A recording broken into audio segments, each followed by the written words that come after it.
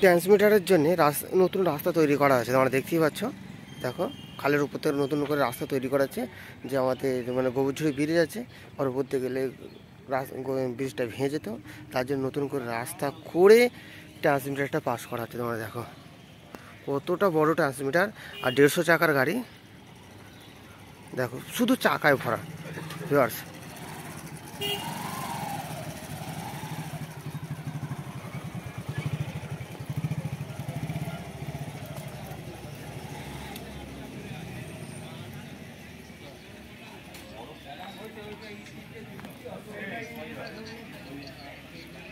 চাকা চাকা চাকা ছাড়া কিছুই নেই, দেখতে পাচ্ছি।